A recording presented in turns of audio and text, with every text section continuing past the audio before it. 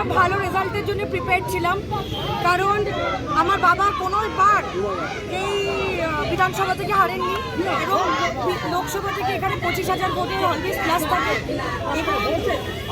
আমরা 2.5 বছর 3 বছর বাবা নেই, 16ই জুলাই থেকে আমরা 3 বছর কাজ করেছি এবং কাজের প্রতিফলন মমতা বন্দ্যোপাধ্যায়ের যে নীতি এবং ওনার যে স্ট্র্যাটেজিক যে প্রতিফলন, তার রেজাল্ট এটা এত ভালো।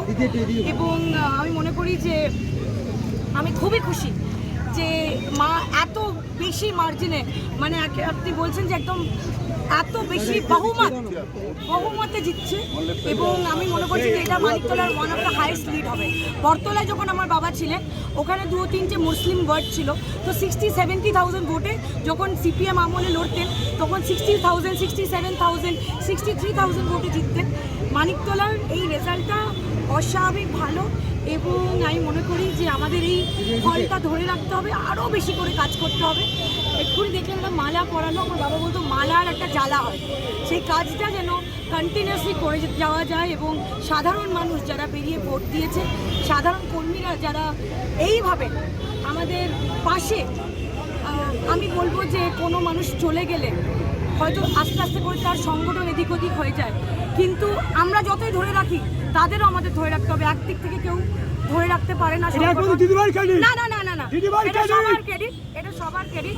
আমরা চেষ্টা করেছি যে সবাইকে একত্রিত করে এই 3 বছর ফ্যামিলির মতো করে রাখা।